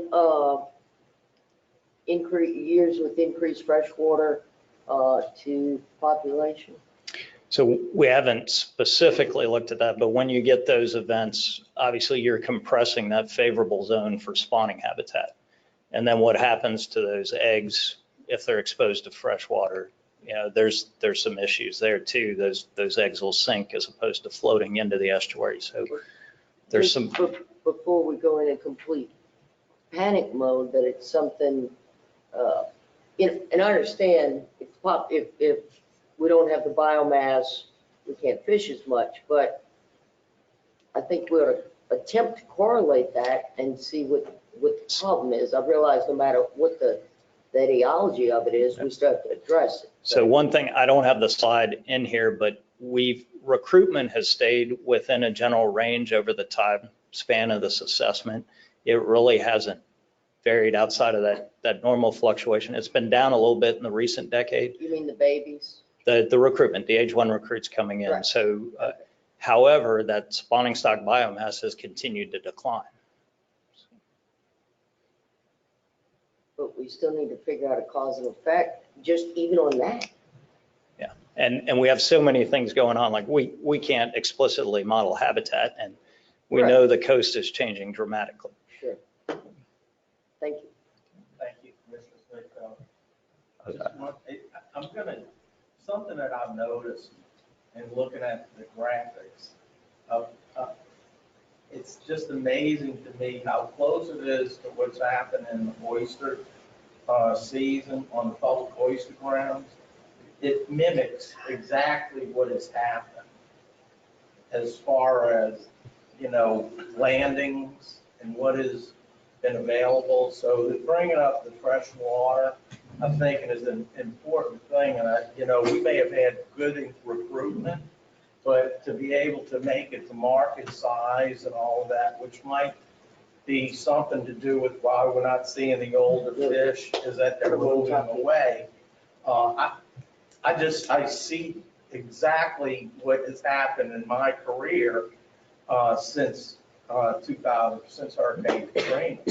Basically the exact same thing that you would go by. With that, I think it has a lot to do with environmental conditions that we have zero control over. And until we can gain some control over those outside conditions, if it's even possible, I don't know how we address it in a management sort of way. One more quick question. Is there a difference in the data? I mean,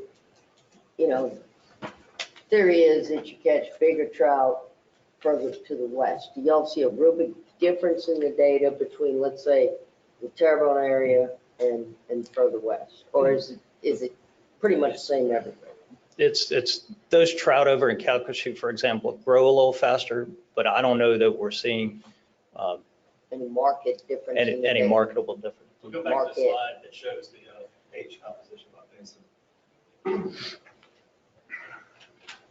Now, I noticed one area, Barataria, I think, had an uptick and everybody else went down. So you can see Calcasieu, so the western half of the state there is actually been coming down a little bit. Uh-huh.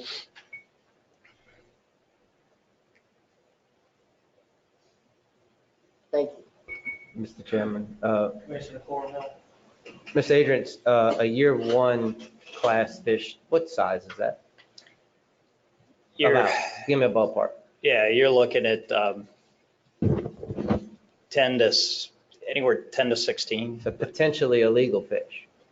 Potentially. What I was hoping, I'm sure you guys are going to give us multiple presentations in the coming months as we sort this out. I'd like to see like an image with the sampling locations, if you guys could include that. And then just a range of size, class, when you throw out year one fish, year two fish, year three fish, just give me a frame of reference of what that size fish looks like. Because there's still, to me, I used to be a practicing biologist, but I don't do that anymore. When you have good recruitment, that's a good thing, especially when those recruits are harvestable fish. The fact that they're not making it to, larger spawning size fish is throwing me for a loop. I gotta admit it. I just don't. Good recruitment in anything is always a positive. So I don't see how we're, potentially, these numbers look terrible. There's no getting around that. How do you have good recruitment and still real terrible looking numbers? And I'm not suggesting that you guys can get me straight on this in the amount of time we got, but. Joe West with the stock assessment section of the department. Good morning, commissioners. To answer your question, essentially, when we get good recruitment, but if fishing mortality, if fishing effort stays high and we get good recruitment, you're still removing those from the population. And then when you get a severe winter and you have a high natural mortality event, and then we still go out the next year and remove those fish, it's even higher fishing mortality. So that's, I believe what we're seeing, especially last year. Even though we might have had good recruitment, we had a severe winter, and then we went back out the next year and we fished just as hard. And so if we already had a population that was in decline, that just means more higher fishing mortality. But we can't think we're catching all the recruits. I mean, you've got natural mortality, you got some fish that are surviving, and We need to somehow explain how we recovered from the mid-90s with a 25 fish bag. And that's Well, what's one not one making assumption, sense. one assumption we're making in this assessment is its habitat is constant through time. And we know that's not the case. But the coast hadn't really slowed down significantly in erosion. And in an eroding coast, we have artificially high fish populations. I'm not suggesting that we're at a stability point. I mean, we're still losing it, and we're still got tremendous biomass being produced from that organic matter being produced. So if you guys can drag me along, I know when you present stuff, you guys are going to be dumping data on us. I look forward to it because I'm still confused. That's not a surprise to anybody, but if you guys could include that information, the little sampling locations, those sizes, and we'll try and sort all of this stuff out because it's confusing to say the least. And to give you an idea of number of samples, annually we take about 972 gillnet samples statewide, and they're spread out by the basin, and each gillnet has 5 panels. So if you multiply that out, you're looking at 4,900 samples roughly. Okay. Thank you. And then the last thing I'll ask is, when you guys come forward, I place a lot of value in the professionals that we pay every day to think about this stuff. I'm going to side with you guys' suggestions as opposed to even my own personal thoughts because I'm not a fisheries biologist, and I'm gonna tend to side with you guys. So I'd really like you guys to share with us your professional judgment on these issues because I'm shooting in the dark here, honestly, because that's as confused as I can get on an issue. Thank you. Thank you very much, Commissioner Corbell. Thank you, Mr. Adrian and Mr. West. Thank you. Thank you. I'm going to go ahead and move on to the next item, which is to receive and consider notice of intent to modify the recreational length limits for Mako sharks. Mr. Adrian, again. All right, thank you, Mr. Chairman. I promise this is my last presentation today. So we have a notice of intent in front of you to modify the minimum recreational size limits for Mako sharks. This is how the change would read in the regulation. It's basically a sex-specific change to where male short-fin Mako sharks would have to be at least 71 inches fork length, and female short-fin Mako sharks need to be at least 83 inches fork length. And these are some changes that were made at the federal level after international agreements were reached through ICAT. And these size limits align these Mako size limits align more with their biology and their maturity schedules. Just for those of you that the male sharks have claspers, you can see extending off the anal fin down there, and that's the distinguishing feature. So once again, they provide consistency with current federal regulations, and they align maturity data for Mako sharks in order to help rebuild that stock. And I'll take any questions. I'm sorry, Chairman. Commissioner Corbell. So folks are going to land a shark, put on the boat, turn it over, assuming it quits moving somehow, some way, find out it's a female of a certain size, and then kick it back overboard? Hopefully you don't have to bring it on the boat. You could roll it over, but these are sex-specific regulations. Wow. National Marine Fisheries Service has got a solid insurance policy to deal with all that? I mean, good Lord. That seems unreasonable. It's The department is okay with this. Okay. I'm not making a motion, but I'll vote yes. Wow. Yeah. Any questions? Any more questions from the commission on this? Hearing none, do we have a motion to consider this NOI to modify recreational length limits to make a shark? So moved by Commissioner O'Dell. Commissioner O. Second by Commissioner Kitcher. Any more discussion? Hearing none, all in favor, say aye. Aye. Do we have enough to put? Al has to I don't vote. have to vote. You do, because we only have 3 up here. You have to say yes or no.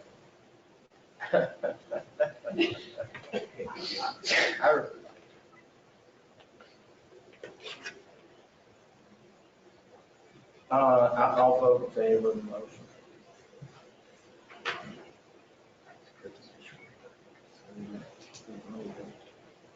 Yeah, we have a couple more issues. If we can take a 5-minute break. Can we take a short 5-minute break? Thank you.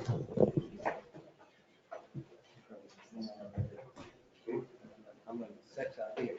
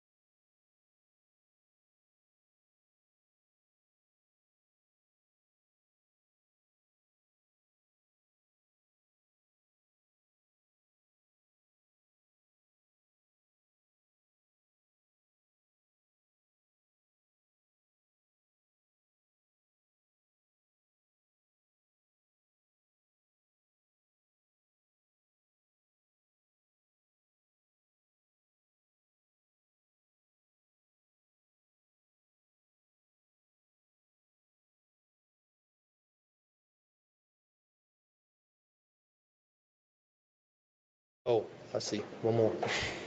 Sorry.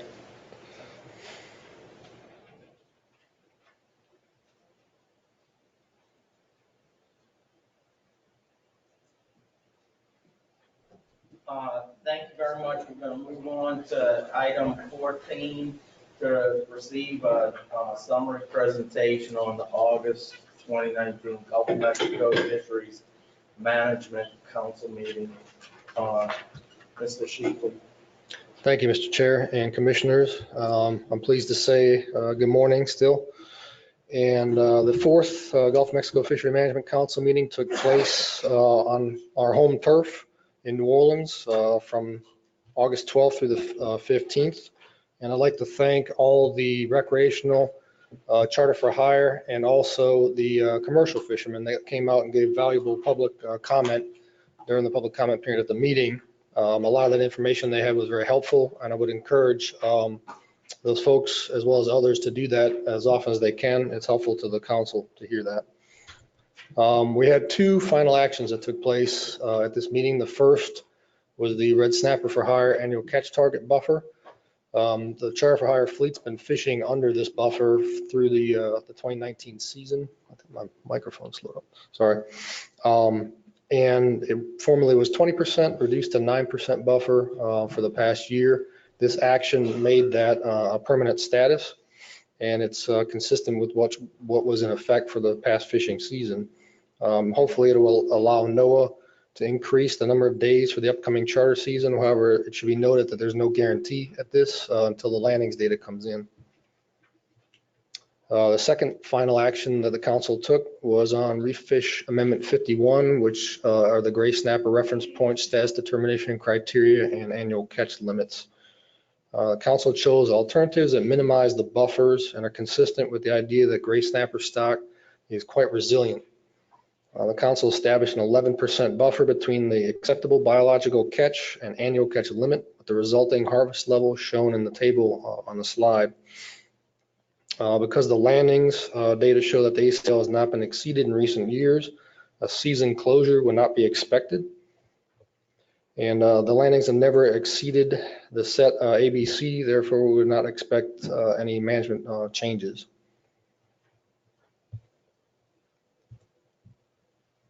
The next on the agenda that we took up were the trip limits on multi-day federal for hire trips. Currently, anglers that are on federal for hire trips may possess 2 daily bag limits of reef fish, king, and Spanish mackerel if the trip lasts longer than 24 hours, has 2 licensed captains on board, and all anglers are in possession of a receipt showing the duration of the trip is 24 hours or more. Currently, anglers on these trips may not possess their second daily bag limit until 24 hours has elapsed. The council selected a preferred alternative that would allow the second daily bag limit to be possessed anytime during a trip that is greater than 30 hours in duration.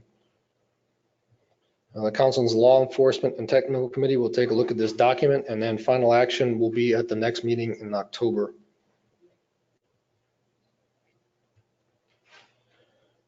Amendment 48 is the status determination criteria for an optimal yield for reef fish, and then it's combined with Amendment 5 for red drum as well.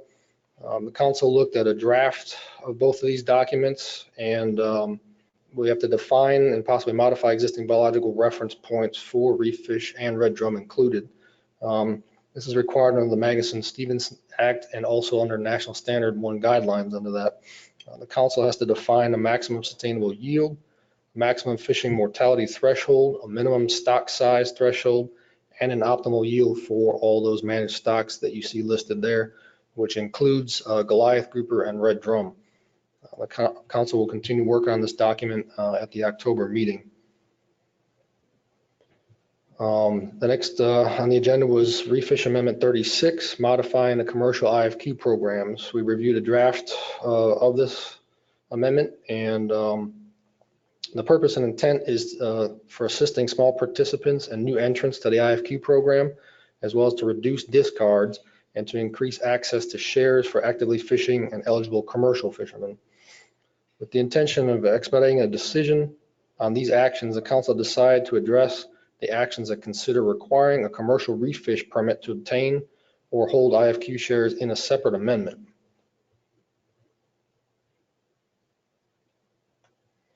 The council removed a consideration of a no-administered quota bank, and they are alternatively exploring a feasibility of establishing a non-NOAA run quota bank as well. The next action was on recreational greater amberjack. Council worked on the framework action to consider modifying the recreational management measures for greater amberjack with the goal of allowing recreational harvest in both spring and fall. The recent management changes that went into effect in 2018 modify the fishing year so that the quota renews on August 1st instead of January 1st. The fishing season opened in the fall from August through October of this year, and the entire quota was harvested without leaving any remaining quota to be used to open a May season in the spring as originally intended.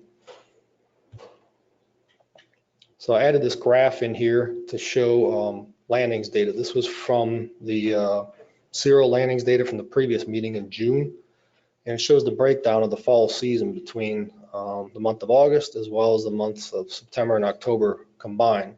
And you can see a good portion of the harvest took place between the months of September and October, and that bulk of that harvest is still taking place between Florida and Alabama.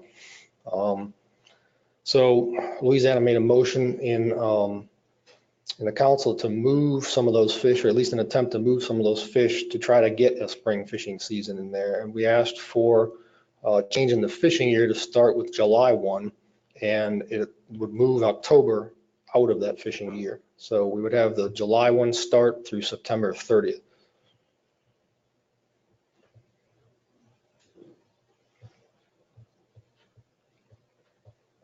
Council also added an alternative that would reduce the possession limit on multi-day for hire trips to one person, and added an action to consider managing recreational amberjack with different zones across the Gulf.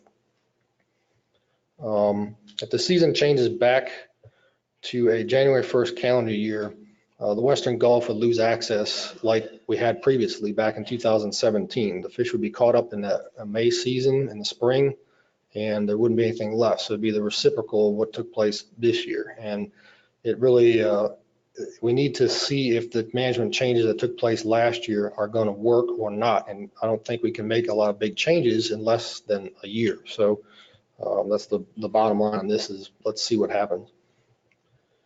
Amendment 52, the red snapper allocation. The council decided to delay further work on this until the January 2020 meeting, which will be back here in New Orleans. This delay will allow the council's Government Accountability Office report on allocation to be published, and the MRIP data recalibration efforts to progress further before the council continues to work on the amendment.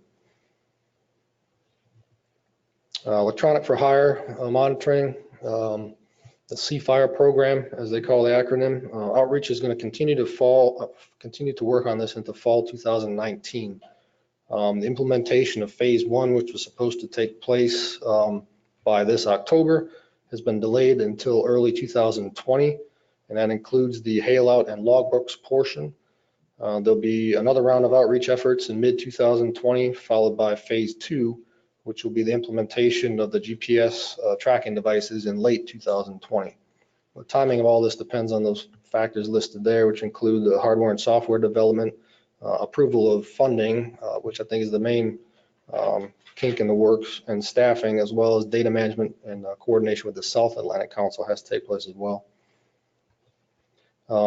This is a little cheat sheet of reminders of meetings coming up. The SSC meeting will be in Tampa, September 17th through the 18th, and that's available on a webinar from the Gulf Council.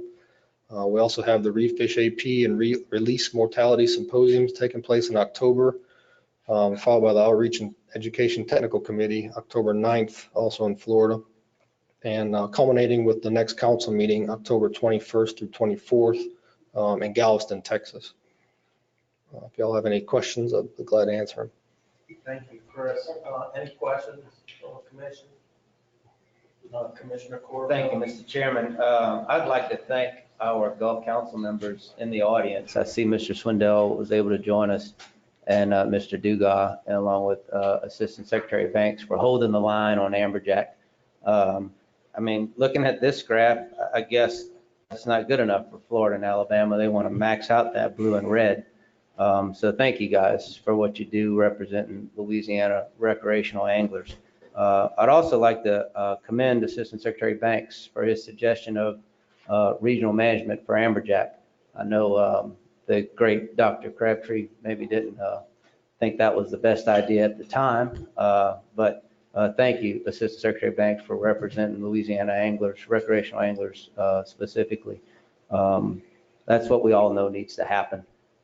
They're never going to be happy with our season, and we're never going to be happy with theirs. But thank you guys, Mr. Swindell and Mr. Dugas and Assistant Secretary Banks for what you do representing Louisiana recreational anglers, as well as you, Mr. Shibley, and y'all staff.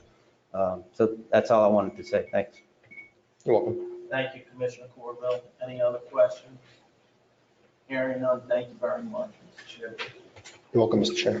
Moving on to item number 15, receive an updated report on the impacts of the flood waters on the fishery resources and the fisheries of Louisiana. Kristen Winslow. Good morning, Mr. Chairman, Commissioners. I do not have a presentation this morning, but I will briefly hit the high points of our most recent flood impact to fisheries update.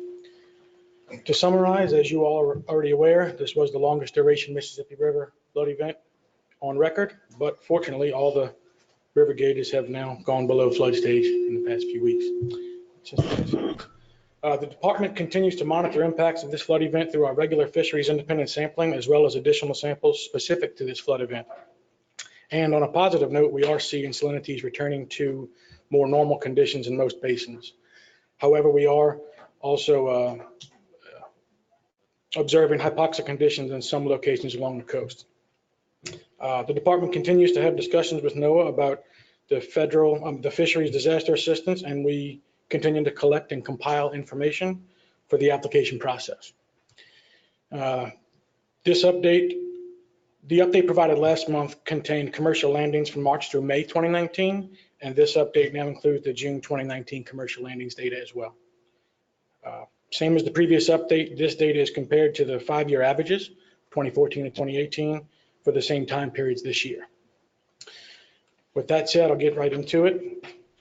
For oysters, statewide oyster landings were down 28% on private reefs and 91% on public reefs compared to the 5-year average.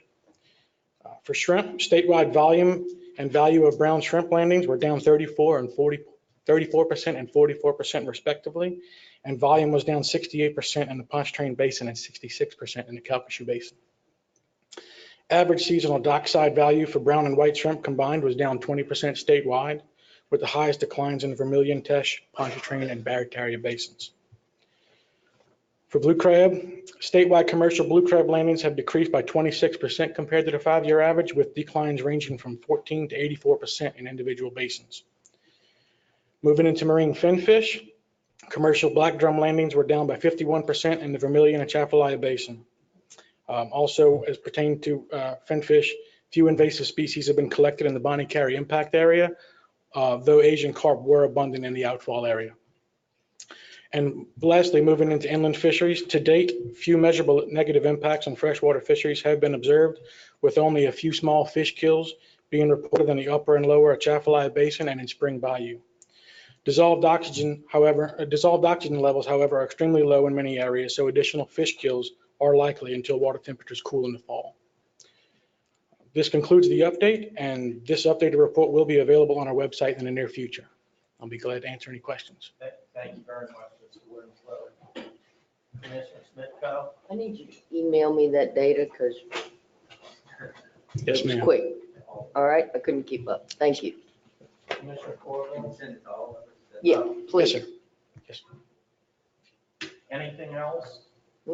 Hearing none, thank you very much. Thank you. Next thing on the agenda is to set our January 2020 commission meeting. Just a reminder that the first is on a Wednesday, so the second would be a Thursday. We do have some hunting regulations that we're going to have to be dealing with. So I'm going to suggest Tuesday the 7th, if it would be okay with with everyone. We can do the ninth. We could do, but we have a time frame of trying to get information out as well. As far as the agenda items and all go, and with the holidays, it's kind of like in the middle. Oh, man, whatever. I know the ninth is a Thursday, everybody uses Thursdays. I don't know. Anyone have any? Huh? Do what? Well, we have the ninth. The ninth is what's been offered up. I'll make a motion Everyone else, for the ninth. we're gonna go with the ninth in that order. I'll second that. So there's a motion by Commissioner Corville. for Do the we have to ninth, set the second time by- right now? Huh? Do we have to set the time right now? You want to do it near your duck line, Commissioner Corbett? Come on Great. now. No. At what, 11:30, No. noon? Noon would be better. Noon, okay. No, I mean, after would be nice, but I'm not, whatever's good for We'll y'all. hold off on the time on this for right Well, this- we need to set it. Yeah, let's set it, whatever's good for y'all. Let's set it for 9:30. Yeah. 9:30 on, the ninth, Thursday, the 9th of January. We have one public comment card. This is Steve Pollock on oyster aquaculture. Can you please come up and introduce yourself and your address? Thank you, Mr. Chairman. My name's Steve Pollock. I live at 1265 Stevens Avenue in Baton Rouge, Louisiana. I'm the current owner and operator of Triple N Oysters, and I'm the previous Oyster Task Force Subcommittee Chair for aquaculture. I'm here today to announce organizational formative meeting for a new association, the Louisiana Oyster Aquaculture Association.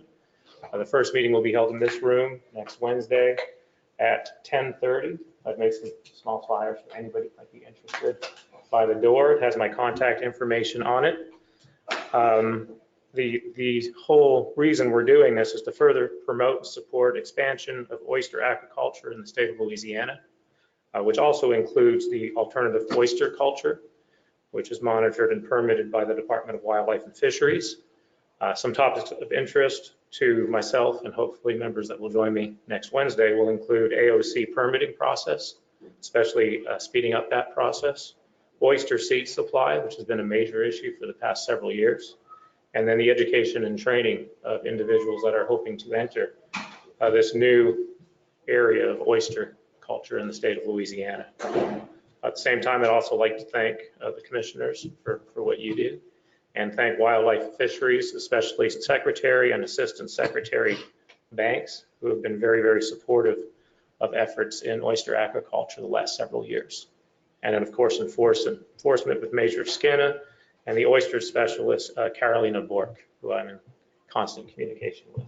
So I appreciate all their help in this part of this new and expanding industry. That's Thank it. you very much, Thank Steve. You're welcome. Thank you. With that, motion adjourned. Move. Thank you. Good job, Al. Yep.